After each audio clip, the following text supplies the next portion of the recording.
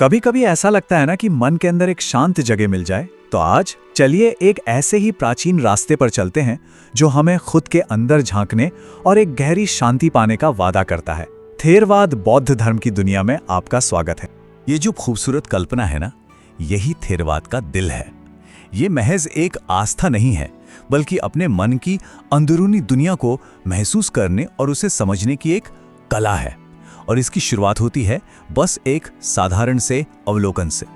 तो आखिर इस रास्ते की शुरुआत होती कहां से है?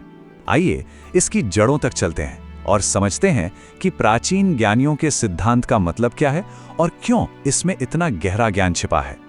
देखिए, थेरवाद का सीधा सा मतलब है प्राचीन ज्ञानियों का सिद्धांत। ये बौद्ध धर्म का सबसे पुराना स्कूल है जो आज भी जीवित है, और इसका मकसद है बुद्ध की मूल शिक्षाओं को उनके सबसे शुद्ध रूप में बचाए रखना, ठीक वैसे ही जैसे उन शुरुआती ज्ञानियों ने इसे समझा और जिया था। तो ये सिर्फ कोई पुराना दर्शन नहीं है, ये एक जीती जागती परंपरा है जो हजारों सालों से चली आ रही है। इसकी नींव है पाली कैनन, बौद्ध धर्म ग्रंथों का सबसे पुराना संग्रह, जिसे बुद्ध के असली शब्द माना जाता है। और आज भी ये श्रीलंका और दक्षिण पूर्व एशिया के ज्यादातर हिस्सों की आध्यात्मिक रीढ़ है। हर गहरी परंपरा के दिल में एक कहानी होती है जो सब कुछ बदल देती है। थेरवाद का सार भी एक राजकुमार के सफर में छिपा है, जिसने दुखों का अंत खोजने के लिए अपना महल छोड़ दिया था। राजकुमार सिद्धार्थ गौतम महल की दीवारों के अंदर एक सुरक्षित जिंदगी जी रहे थे, लेकिन जब पहली बार उन्होंने दुनिया का दुख देखा तो वो उसका जवाब खोजने के लिए सब कुछ छोड़कर निकल पड़े। जंगल की सादगी में सालों की खोज के बाद उन्हें एक पेड़ के नीचे ज्ञान मिला और वो बुद्ध बन गए, यानी एक जागृत व्यक्ति। और जागृत होते ही बुद्ध ने जो ज्ञान पाया उसे उन्होंने दुनिया के साथ बांटा। उनके पहले ही उपदेश ने थेरवाद के दर्शन की नींव रखी, वो 4 आर्य सत्य। अब ये जो 4 सत्य है ना, ये कोई ऐसे नियम नहीं है जिन्हें बस मान लेना है, बल्कि ये जिंदगी की सच्चाई पर की गई गहरी ऑब्जर्वेशंस हैं। ये 4 सत्य थेरवाद का दार्शनिक दिल हैं, जो हमें अपने अनुभव को सीधे देखने के लिए बुलाते हैं। इन 4 सत्यों को एक डॉक्टर के इलाज की तरह समझिए। पहला, बीमारी की पहचान करना, जीवन में दुख है। दूसरा, बीमारी का कारण पता लगाना, दुख का एक कारण है। तीसरा, ये बताना कि इलाज मुमकिन है, दुख का अंत हो सकता है। और चौथा, दवाई लिखना, उस अंत तक ले जाने वाला एक रास्ता है। दुख का मतलब सिर्फ दुख या दर्द नहीं होता, ये उससे कहीं ज्यादा गहरा है। ये जिंदगी में हमेशा रहने वाला एक असंतोष है, एक तनाव, एक बेचैनी और ये एहसास कि कुछ ठीक नहीं है, भले ही ऊपर से सब कुछ अच्छा दिख रहा हो। फिर आता है अनिक। ये है अनित्यता का सिद्धांत, मतलब कुछ भी हमेशा के लिए नहीं रहता। विचार आते हैं और चले जाते हैं, भावनाएं उठती हैं और शांत हो जाती हैं। हमारा शरीर बदलता है, कुछ भी स्थिर नहीं है, सब कुछ एक नदी की तरह लगातार बह रहा है। और शायद सबसे गहरा कॉन्सेप्ट है अनत्ता, यानी अनात्मा। ये सिखाता है कि जिसे हम मैं कहते हैं वो कोई एक ठोस स्थायी चीज नहीं है, बल्कि शरीर और मन की प्रक्रियाओं का एक लगातार बदलता हुआ संग्रह है।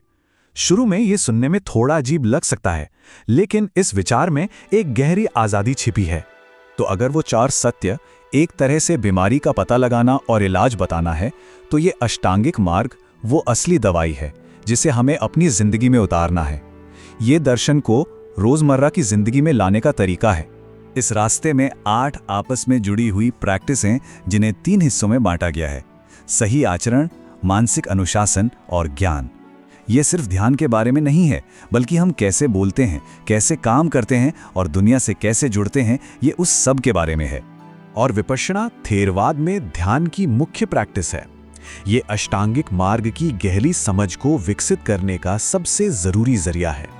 ये अपने ही मन और शरीर की लैब में बैठकर सच्चाई का सीधा अनुभव करने का एक तरीका है। तो ये असल में महसूस कैसे होता है? चलिए थ्योरी से थोड़ा हटते हैं और एक पल के लिए इस अनुभव में उतर कर देखते हैं। कल्पना कीजिए कि आप बस शांति से बैठे हैं, बस अपनी सांस पर ध्यान है। सांस जो अपने आप अंदर आ रही है और बाहर जा रही है, कोई जोर नहीं, बस इसे देखना है।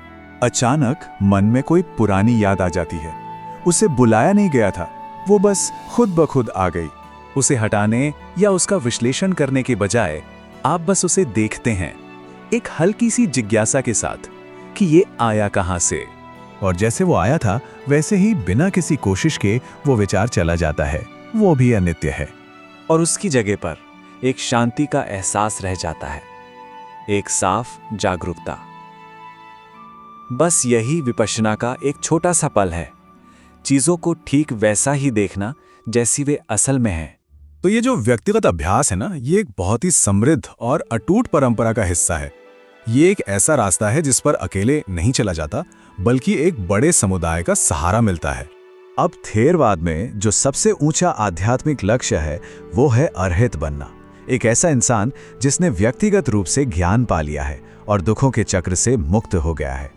इसकी तुलना महायान के बोधिसत्व आदर्श से कर सकते हैं, जो सभी के भले के लिए ज्ञान पाने का प्रण लेता है। दोनों ही रास्ते बहुत गहरे और सम्मान के योग्य हैं, बस उनके आदर्श अलग हैं। और ये बात हमें वापस थेरवाद के सार पर ले आती है। ये मानने के लिए नहीं कहता, ये आपको देखने, निरीक्षण करने और खुद जानने के लिए आमंत्रित करता है। सवाल बस इतना है, क्या हम देखने के लिए तैयार हैं?